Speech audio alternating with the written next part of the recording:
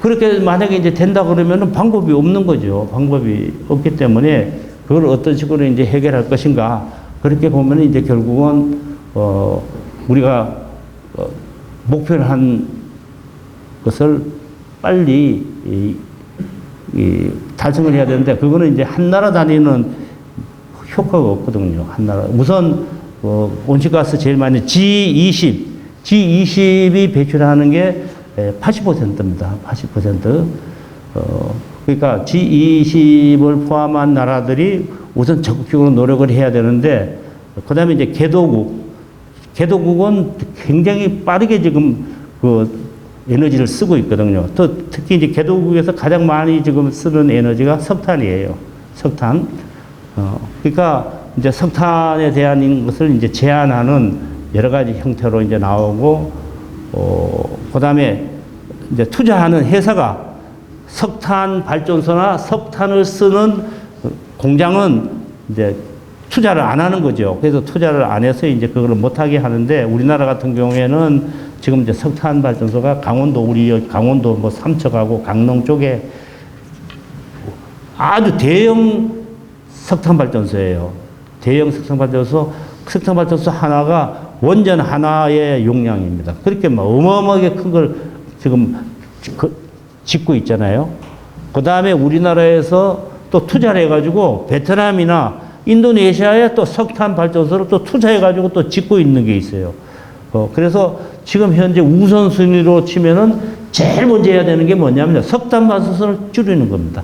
그러니까 우리나라 것만 줄여서 되는 게 아니라 뭐 중국을 비롯해서 석탄 발전소, 석탄을 많이 쓰는 나라부터 줄여야 되는데, 그러면 개도국 같은 경우에는 빨리 석탄 발전소를 폐쇄하고 석탄 발전소 대신에 새로운 에너지 시스템을 빨리 이제 도입하는 이런 쪽으로 가야 되는데, 이렇게 하려면 결국은 이제 돈이 있어야 되잖아요. 돈이 있어야 돼서 2015년에 파리 기후변화 협약 때 어떤 식으로 했냐면은 선진국이 1년에 1,000억 달러면은 우리나라 돈으로 얼마죠?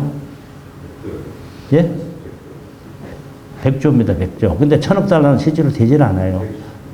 뭐 지금은 이제 120도 되겠죠. 그러니까 1,000억 달러씩 해마다 모아서 개도국에 지원하고, 그 다음에 기술 이전도 해야 되니까. 근데 그거를 합의를 해놓고 그 사무국이 우리나라에 있거든요. 인천 송도에 있어요. 있는데 돈이 안 걷어지는 거예요. 실제로 그걸 하려고 그러면은, 2030년까지 하려고 그러면은 1,000억 달러가 아니라 그거의 4배 정도. 한 4,000억 달러 정도를 계속 투입을 해야지 된다. 뭐 그런데 뭐 그건 지금 현재 상태에서 이제 불가능합니다. 그래서 저는 그전부터 선진국의 군사 비용의 10분의 1을 투자해야 된다. 그렇게 얘기를 했는데, 뭐 지금 전쟁까지 일으켰으니까 그런 건 뭐 설득력이 전혀 없는 상태고요. 그래서 일단은 제일 중요한 게 석탄을 가장 빠르게 줄여야 된다. 왜냐하면 석탄은 1톤을 떼면은 CO2가 2톤이 나와요.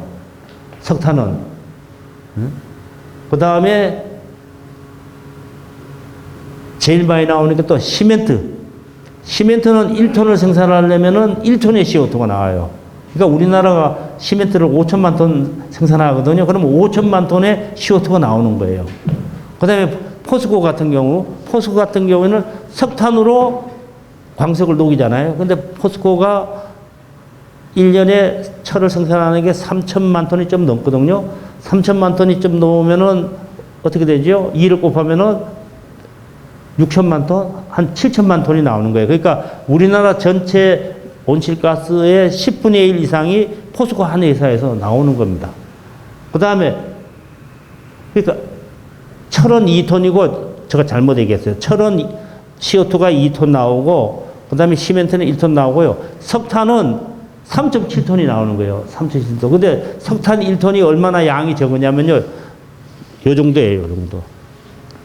석탄은 완전히 돌덩어리거든요. 그래서 요 정도가 1톤인데, 그거를 태우면 이제 3.7톤의 CO2가 나오는데 가스 1톤은 에드밸류는 큰 거 있죠. 8m짜리 큰 공에 그걸 까뜩 집어야지 그게 1톤이에요. 그래서 지금 이제 제일 문제가 되는 게 결국은 이제 석탄을 어떻게 빨리 줄이느냐. 그게 이제 제일 중요한 관건이고요. 그 다음에 이제 분야별로 보면은 그러면 어디서 제일 많이 줄여냐면은 결국은 발전소입니다. 발전소. 우리나라 같은 경우도 지금 이제 석탄 발전소가 제일 많고요. 그 다음에 이제 원전, 가스, 그 다음에 이제 재생에너지는 한 6%밖에 안 되거든요. 그러니까 이 비율을 빨리 전환시키려면 우선은 석탄을 줄여야 되는데 지금 이제 윤석열 뭐 정부 같은 경우에는 줄이지 못할 겁니다. 그리고 이제 원전을 짓는 데는데 원전은 시간이 너무 오래 걸리는 거예요. 원전 하나 지으려면 10년 이상 걸리거든요. 그리고 원전은 지금 이제 기존에 있는 4개 원전에 24개가 지금 가동을 하고 있는데 거기에 이제 또 들어가는 거는 너무 위험한 거예요.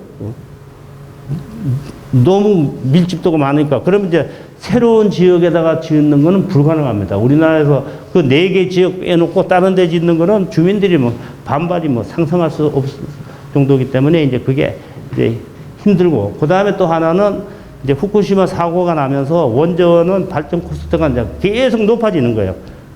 왜냐? 안전시설에 대한 투자를 많이 해야 되니까. 그리고 이제 태양광 같은 경우에는 지난 10년 동안에 가격이 10분의 1로 떨어졌습니다. 그러니까 100만 원짜리면은 1000만 원짜리면은 100만 원으로 이제 떨어진 거죠. 그다음에 풍력은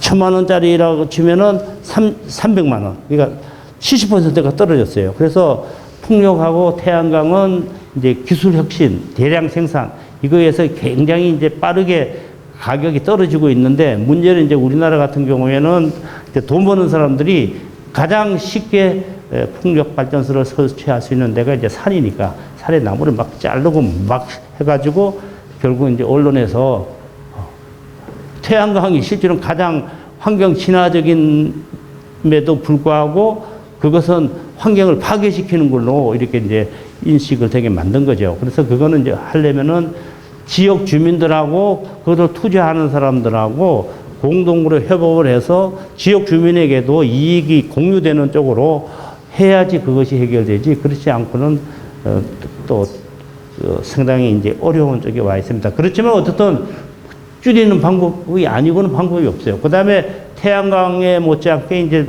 지금 해야 되는 게 풍력이거든요. 풍력. 근데 풍력은 우리나라 뭐 강원도에도 있고 제주도도 있는데 그런 정도로는 안 되고요.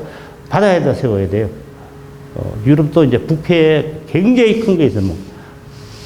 기둥이 한 150m, 200m 되고요. 날개 하나가 50m 되는 그런 걸로 해가지고 5,000kW. 5,000kW면은 이제 한 2,000가구가 전기를 쓸 수 있는 그런 용량으로 지금 이제 많이 가고 있는데 우리나라 같은 경우에는 이제 바다에 세우려고 그랬더니 이제 어민들이 물고기가 도망간다. 그래가지고 또 이제 반대를 하고 그래서 어떻든 세우지 않을 수는 없으니까 이제 그런 걸 어떻게 잘 풀어나갈 것인가가 이제 정부나 지방 정부가 해야 될 역할이라고 생각합니다. 그래서 이제 여기는 시계가 안 붙어 있어. 앞으로 여기 시계 하나 붙여라고. 예? 8시 5분. 그러니까 여기 시계를 이제 내가 오늘 저기 시계 하나 사는 거 돈 줄 테니까 이게 강연하는데 시계 없는 거는 벌써 저기 뭐야 그 주최하는 사람들이요 그런 고려가 하나도 안 된 거예요. 시계를 안 보고 얘기할 수는 없거든요. 그렇다고 뭐 네. 그러면 이제 어떻게 해야 되느냐? 이제 저는 도시 자체를 전환시켜야 되거든요. 예를 들어 이제 춘천을 한번 봅시다. 제가 이제 춘천에 있을 때는 인구가 13만 명이랬어요. 제가 저 고등학교 이렇게 다닐 때 13만 명이었는데 그때는 이제 대부분 다 걸어가지 않으면 자전거를 타고 다녔어요. 학교에 자전거 굉장히 많았습니다. 자전거를 타고 그때는 자가용이 없었으니까 버스도 자주 다녔어요. 근데 이제 생활에 여유가 생기니까 자동차가 신발이 된 거예요. 자동차가 신발이 됐잖아요. 그러니까 자동차가 신발이 되면은 다 자동차를 가지고 나오니까 교통은 이제 체증이 생기고 오염물질이 많이 나오는 데다가 그다음에 대중교통을 이용하려면 차가 빨리 안 오는 거예요. 버스가 빨리 안 오는 거예요. 그럼 빨리 안 오면 어떻게 됩니까? 아이고, 나도 사야지. 그래서 다 우리나라와 같은 조건에서 모든 사람이 다 자동차가 신발이 되면 모든 사람들이 다 불편해집니다. 그러니까 그럼 이걸 개혁을 해야 되잖아요. 개혁을 하려면 어떻게 해야 되느냐? 놀러 갈 때는 그걸 가지고 다녀야 돼요. 놀러 갈 때는. 근데 출퇴근할 때 이런 건 이제 자가용으로 가는 건 이제 안 되는 세상이 된 거예요. 파리 같은 경우에는 시내에 있는 주차장 있죠. 6만 대가 주차할 수 있는 걸 다 폐쇄했어요. 폐쇄했어요. 그 다음에 500km 이하의 거리는 비행기를 못 가게 했습니다. 그러니까 서울에서 부산까지도 비행기 못 가게 하는 거예요. 제주도 말고는 비행기를 타지 못하게 이제 그런 식으로 계속 규제를 하는 거예요. 그리고 주말에는 차 없는 거리 그래가지고 차를 가지고 나가면 더 불편하게 만드는 거니까. 그러니까 춘천 같은 경우는 어떻게 해야 되냐면은 춘천은 일단은 대중교통 있죠. 대중교통은 무료로 하는 거예요. 대중교통을 무료로 일단 해가지고 하고 그다음에 대중교통을 많이 늘리는 거예요. 버스를 많이 늘리잖아요. 버스를 많이 늘리고 대중교통을 해가지고 버스 중심의 교통 시스템을 가면요. 자가용 가지고 나오는 사람이 훨씬 불편하거든요. 그리고 자가용에서 나오는 세금의 상당 부분을 대중교통을 이용하는 쪽으로 이제 그걸 하는 거죠. 그래서 이제 버스 공영제 이런 식으로 해서 일단은 대중교통 중심으로 가고 춘천 같은 경우에는 또 가까운 데는 또 자전거 타고도 돼요. 자전거 타고. 그렇게 해서 저는 인구가 지금 춘천 한 30만 되죠? 30만 정도 되는 데는 대중교통하고 자전거. 또 자전거도 좀 나이 든 사람은요, 뭘 하면 전기 자전거 타면 돼요.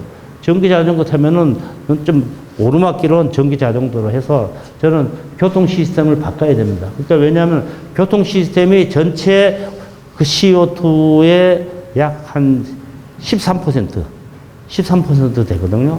그리고 발전이 이제 제일 많고, 발전이 한 25% 정도 되는데, 25% 중에 이제 석탄, 석유, 그 다음에 이제 원자력, 우라늄 이런 거죠. 그 다음에 이제 세 번째는 건축물입니다. 건축물. 건축물이 춘천 같은 경우에는 굉장히 춥잖아요. 그러면 이게 어떻든, 냉난방을 하지 않아도 될 수 있는 정도의 건축 시스템 만들어야 돼요. 우리 동생 최윤가 이제 완전 목조주택이죠. 목조주택인데 에너지 거의 안 들어가죠. 그러니까 그런 시스템을 도입을 해가지고 일단은 그걸 주고 그 다음에 그러면 이제 그거를 지원해주고 난 다음에 차액 있잖아요. 그전에는 예를 들어서 난방하는데 10만 원 들었는데 그걸 하니까 2만 원밖에 안 든다. 그러면 8만 원을 계속 내게 하는 거예요. 당분간. 내가지고 일정한 기간이 지나면 이제 그때부터 무료로 하는, 그거를 이제, 저는 바꿔야 된다고 보고요. 그 다음에 빌딩도 마찬가지입니다. 뉴욕 같은 경우에는 유리가 많은 빌딩은 이제 못 짓게 돼 있어요. 못 짓게 되고, 그 다음에 이제 식생활입니다. 식생활인데 가장 온실가스 많이 내는 게 뭐 같아요? 무슨 거 같아요? 소고기입니다. 소고기. 그러니까 3,000평. 그러니까 1헥타르 그러면은 가로 세로 100m가 1헥타르거든요. 그게 3,000평이에요. 그러니까 축구장이 이제 2,000평이니까 축구장의 한 배 반 되는 게 1헥타르거든요. 그 1헥타르에 농사를 지어요. 고구마도 심고, 감자도 심고, 벼농사도 짓고, 닭도 키우고, 소도 키우면은 1년에 몇 사람이 먹을 수 있는가. 그걸 이제 계산하면요. 제일 많이 먹는 게 감자입니다. 감자가 26명 먹고요.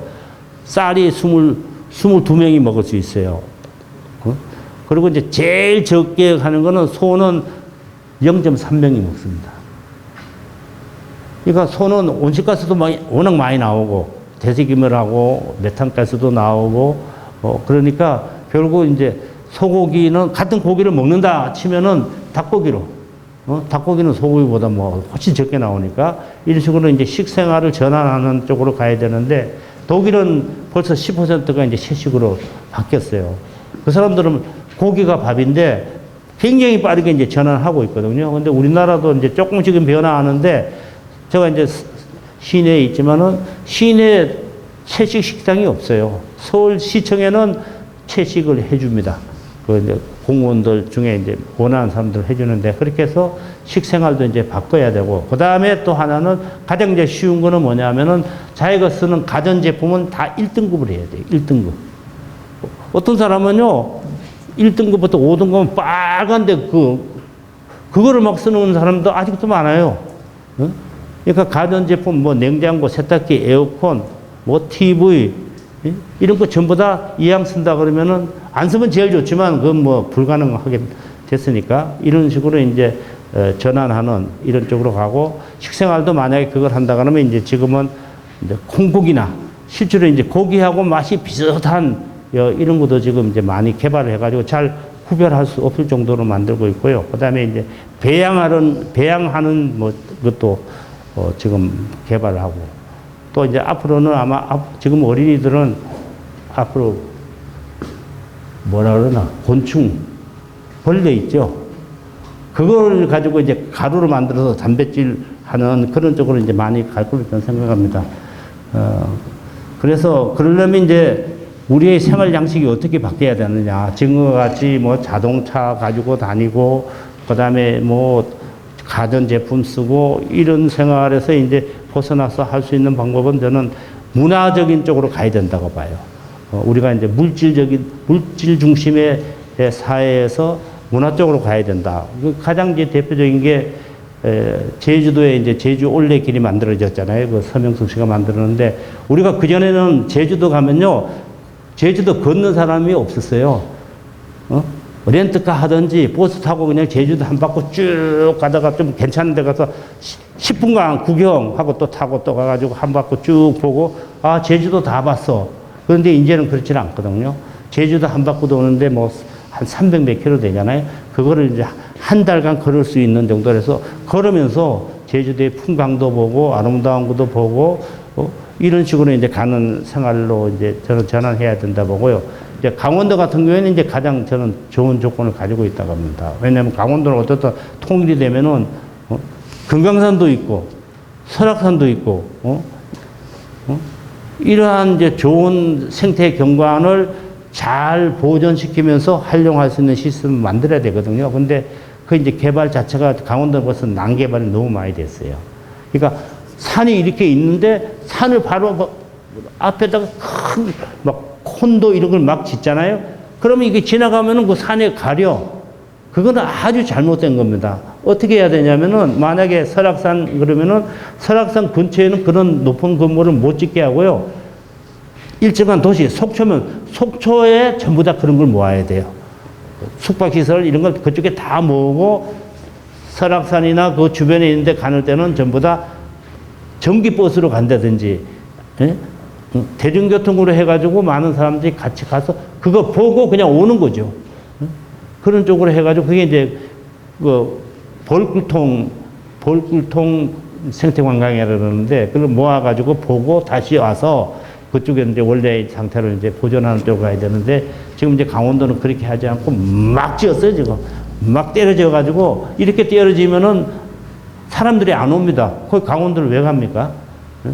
그래서 저는 강원도를 지금이라도 좀 경관, 오염 물질도 중요하지만 경관을 잘 보존하는 그런 시스템으로 가야 되고요. 그거에 이제 사람들이 이용할 수 있는 다양한 형태의 휴양시설이든지 뭐 문화 프로그램을 만들어서 대관령 음악제 같은 것도 어떻든 그런 식으로 이제 돼 있고요. 또 영월 같은 데 가면은 박물관이 많아요. 거기가 조그만 박물관. 그 박물관이 많아가지고 또 강릉 같은 경우에는 뭐 커피, 뭐 카페든지 뭐 이런 걸 해서 지역의 특징에 맞는 식으로 이제 이렇게 저는 가야 된다고 봅니다. 그래서 물질적인 욕망을 문화 쪽으로 전환시켜야 된다. 뭐 박물관을 간다든지 뭐 미술관을 간다든지 영화 구경을 한다든지 뮤지컬을 간다든지 캠프를 한다든지 이런 식으로 해서 에너지를 훨씬 적게 쓰면서 삶의 질을 높이는 이런 쪽으로 가야 된다고 보고요. 그거는 실제로 제가 한 20년 전에 외교관들을 대상으로 이제 특강을 했어요. 그랬더니 프랑스 대사가 나보고 끝난 다음에 좀 보자는 거예요. 그러더니 자기가 프랑스를 가서 오랫동안 이제 거기서 지냈기 때문에 프랑스가 어디가 잘 사고 어디가 못 사는 거를 쭉 살펴봤더니 가장 못 사는 데는 프랑스에서 가장 먼저 산업화가 된 도시. 산업혁명이 일어나서 가장 먼저 산업화된 도시가 가장 못 산다는 거예요.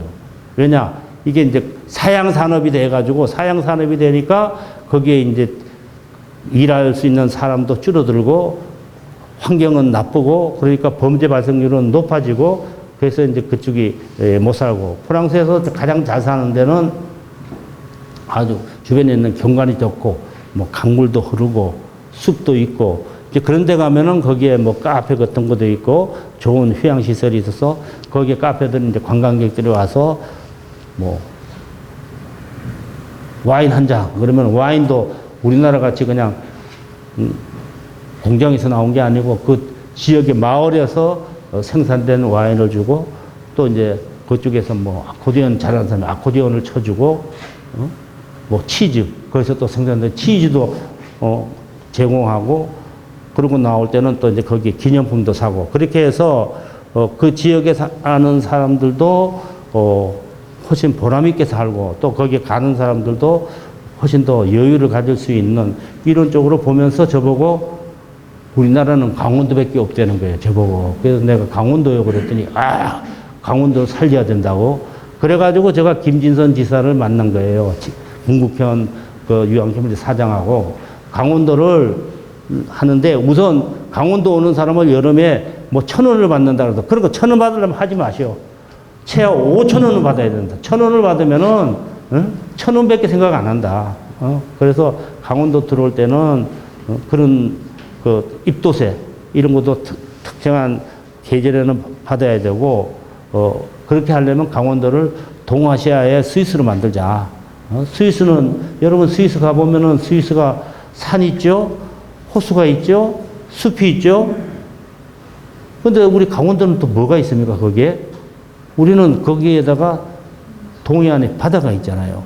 그러니까 이것을 잘 활용하면은 중국의 남쪽에 있는 사람들은 뭐 상하이 이런 쪽은 그걸 못 보잖아요. 눈도 못 보는데 이런 사람들이 강원도 와가지고 거기서 생태 관광을 할 수 있는 이런 시스템 만들고 거기에서 여러 가지 문화 프로그램을 할 수 있는 이런 시스템으로 가는 게 강원도가 잘 살 수 있는 길이 아닌가. 그 김진선한테는 고개를 막 끄덕끄덕 했는데 결국 안 됐습니다.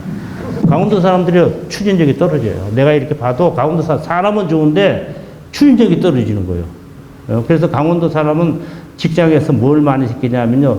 재정 담당을 많이 시켜요. 돈 먹고 튀는 사람은 없대요. 강원도 사람들이. 예, 근데 이제 순하다고 뭐 그런 얘기를 하는데 그래서 이제 결론을 말씀을 드리면은 우리가 옷을 하나 입는데도 옷을 입는다 그래도 좋은 거 사자는 거예요. 우리가 이제 선진국이 됐잖아요. 인구 5천만 이상 사는 나라에 3만 달러 이상인 나라가 7나라밖에 없어요. 미국, 영국, 프랑스, 독일, 일본, 또 어디 있어요? 이탈리아, 스페인도 안 되거든요. 우리나라. 이렇게 7나라예요. 근데 우리나라 사람들이 보면은 아직도 나이 든 사람은요, 후진국 생활행위예요. 후진국. 젊은 사람들은 많이 달라졌는데, 나이 많은 사람들. 그러니까 저는 옷도 좀 좋은 거를 사서 오래 입자는 거예요. 그냥 뭐 한 몇 번 입고 막 버리는 거 있잖아요. 이런 거 하지 말는 거. 저도 이거 작년에 됐는데요. 이게 제가 이제 페이스북 하니까 이거 10몇 년 전에도 이거 입었었거든요.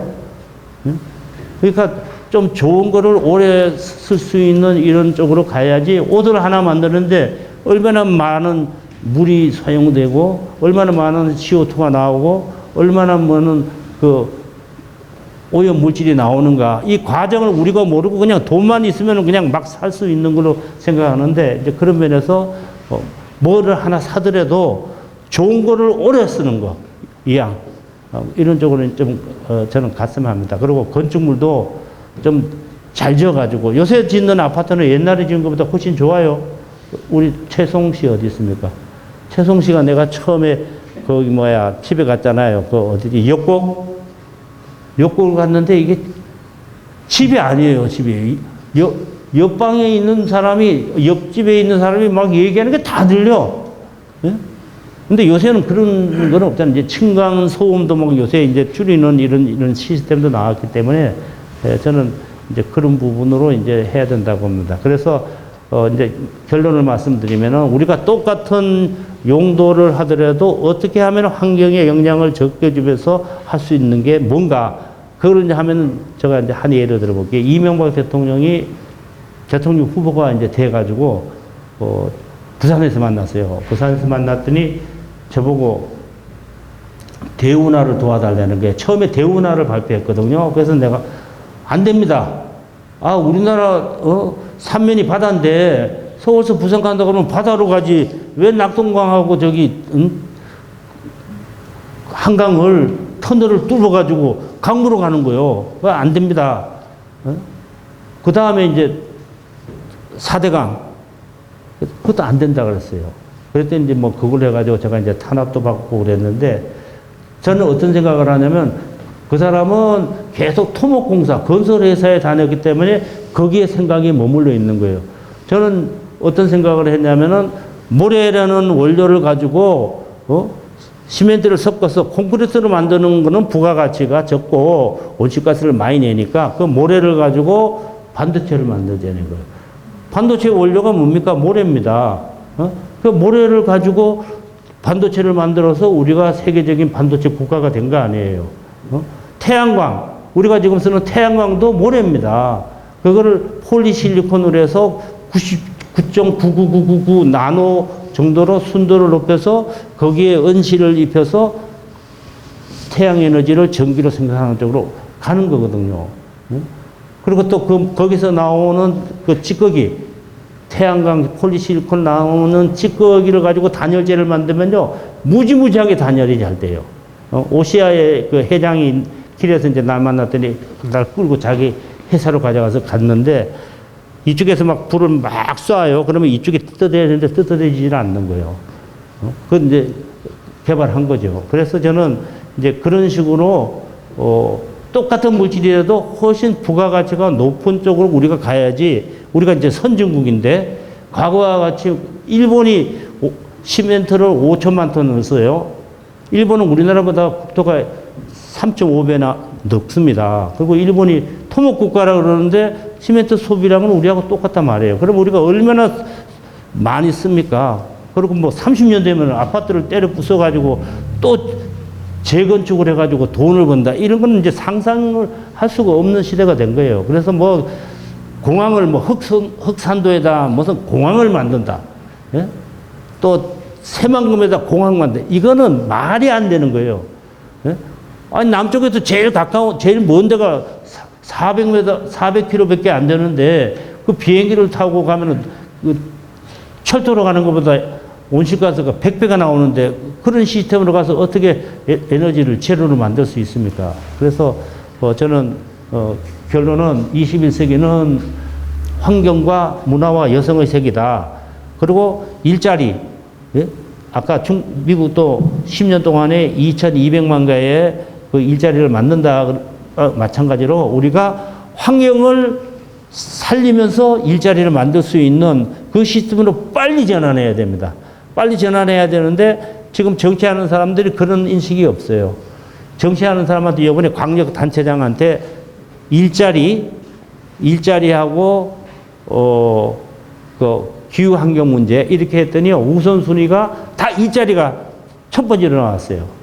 근데 오세훈 시장이 기후환경 문제를 택한 거예요. 그래서 내가 이 사람이 환경단체에 좀 활동을 해서 그러는데 어쨌든 일자리를 환경문제 해결하는 일자리를 만드는 게 그게 제일 좋은 거죠.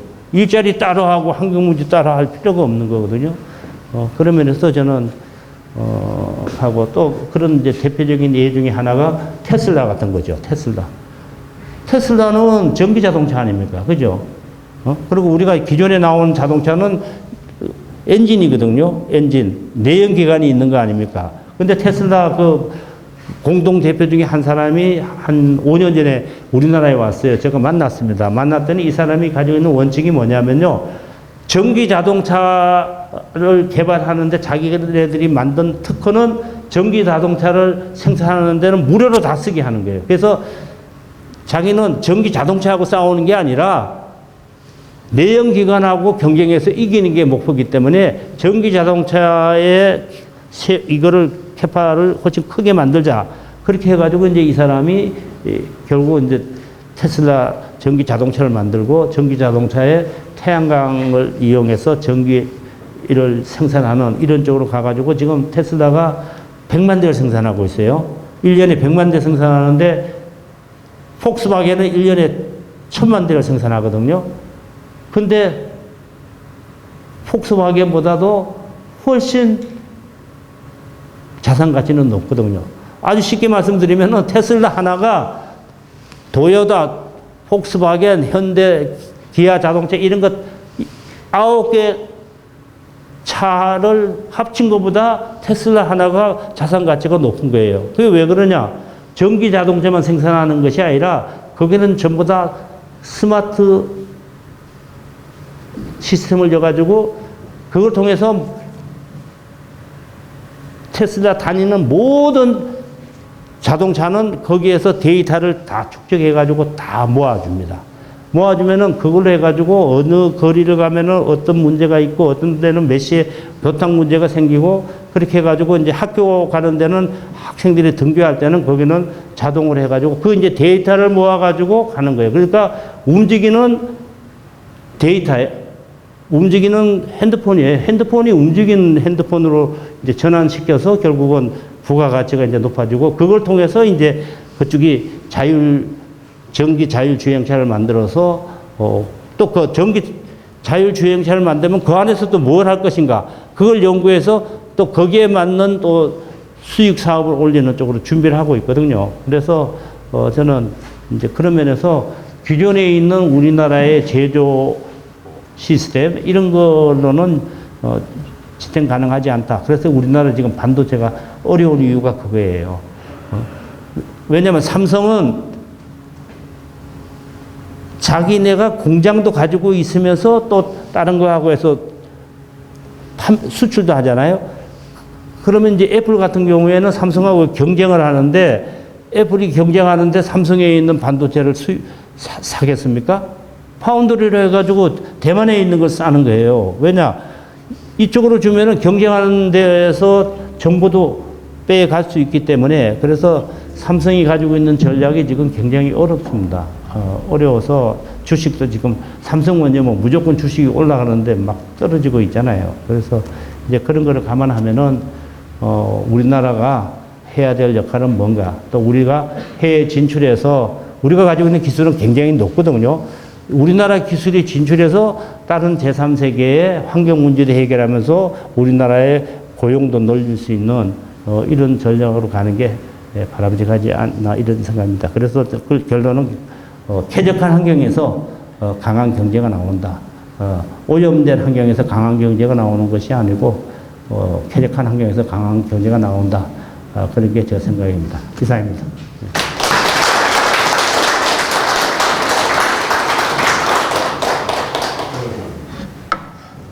한 시간 반 됐습니까?